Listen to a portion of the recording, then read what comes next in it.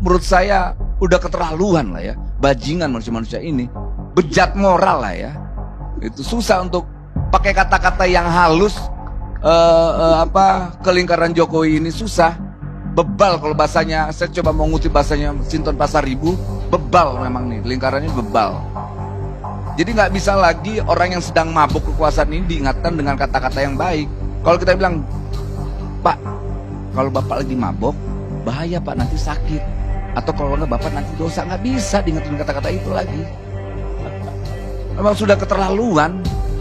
Jadi ya 3 periode masa perpanjangan, kemudian wakil presiden. Bahkan saya nggak tahu ke depan apa lagi. Karena ada beberapa kawan-kawan di parlemen kemarin seakan-akan melegitimasi.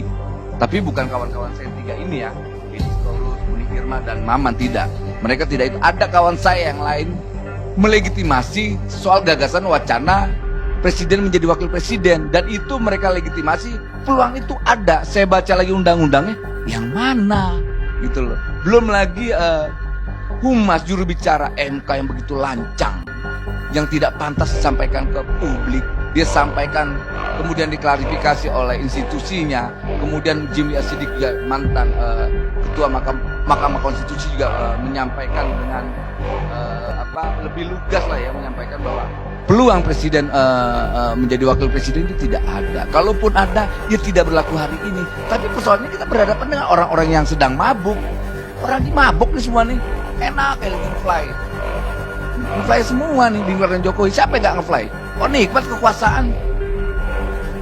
Tapi kan problemnya kita harus mau apa lagi menyampaikannya dengan kata-kata yang, ya saya ini kan pendukung Jokowi yang tidak pernah tunduk dengan para pemabuk-pemabuk ini. Makanya mereka benci sekali dengan suara lantang saya yang menurut mereka mengganggu pesta para pemabuk ini. Makanya kemarin saya coba sampaikan, daripada presiden menjadi wapres, lebih baik dukung Anies. Itu lebih terhormat dan lebih bermartabat. Begitu juga lebih baik mendukung Habib Rizik daripada mendukung 3 periode. Kenapa saya sampaikan itu? Ya mekanismenya kan lewat pemilu. Persoalan terpilih atau tidak terpilih, ada proses demokrasi yang sudah kita sepakati, yang harus kita jaga. Kalau 3 periode, aduh Pak, saya 98 berjuang, salah satunya membatasi namanya kekuasaan eksekutif. Kedua, perpanjangan, apa lagi? Kondisi bangsa ini sudah daruratnya darurat apa? Kerakusan dan kebohongan, persis apa yang disampaikan Habib Rizik. Ditambah lagi mau wapres, apa lagi? Makanya saya suka sekali sikap konsistensi PDIP yang menolak 3 periode. Begitu juga Demokrat, begitu juga PKS. Dan ini harus kita sambut konsistensi partai-partai yang punya sikap dalam menghargai perjuangan kawan-kawan 98. Begitulah kira-kira Pak Karni. Baik. Ternyata Anda masih konsisten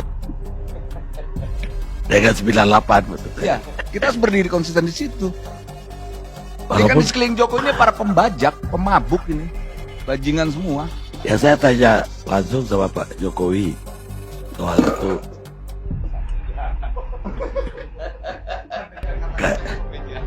Kata Pak Jokowi, ya kan rakyat juga bebas, nyuruh saya mundur, nyuruh saya sampai di sini saja. Ya berhak juga dong bilang agar 3 kali. Gini Bung Itu kan Karni, demokrasi itu analogi seperti ini. Di forum ini semua boleh untuk minum, silakan. Tapi yang dilarang kan minum racun. Nah sama kayak halnya demokrasi. Nggak boleh ngomong 3 periode karena kita sudah sepakat untuk patuh terhadap konstitusi yang sudah kita sepakati. Nah itu kenapa saya selalu bilang bahwa 3 periode ini adalah produk haram dari sebuah demokrasi. Kalau kita, makanya saya bilang ini yang bisikin Jokowi ini orang yang dangkal kali pemahaman demokrasinya. Makanya saya nggak ngerti. Karena ini 3 periode ini kan aneh. Dia melegitimasi apa yang disampaikan kawan saya Budi Ari Projo.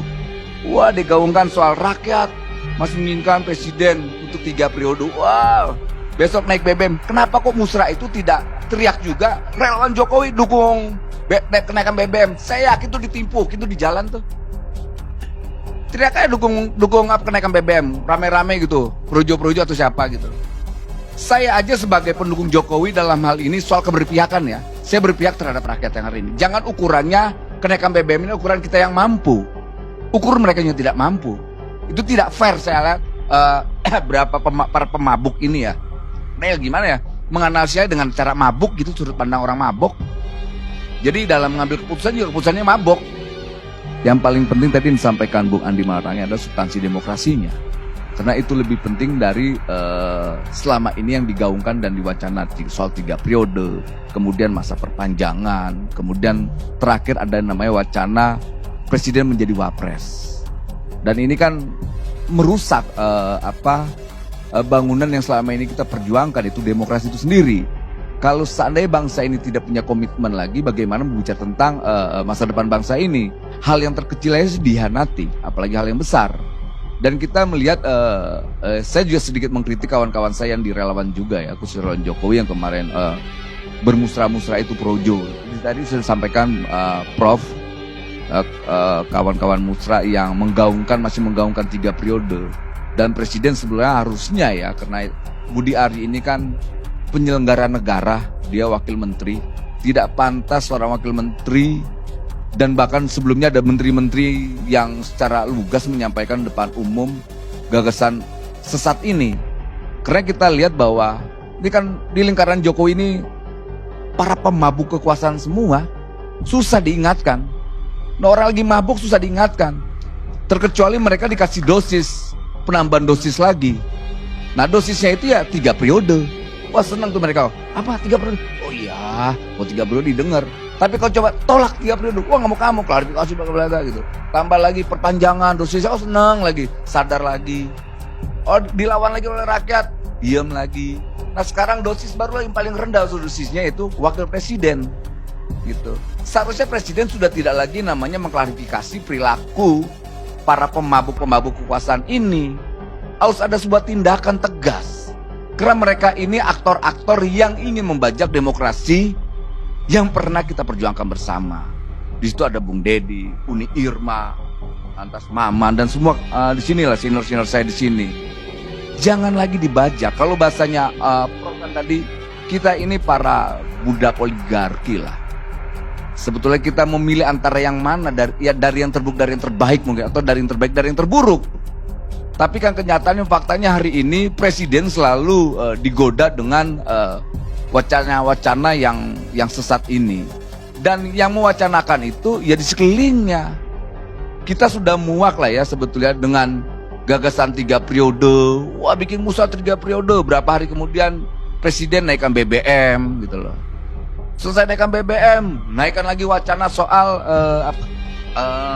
wakil presiden. Presiden hanya mengklarifikasi, ya bukan saya. Kalau saya yang menyampaikan, mungkin saya akan klarifikasi. Tapi kan ya nggak mungkin juga presiden menyampaikan hal itu. Nah presiden kan tahu lingkaran-lingkaran brutus-brutusnya ini yang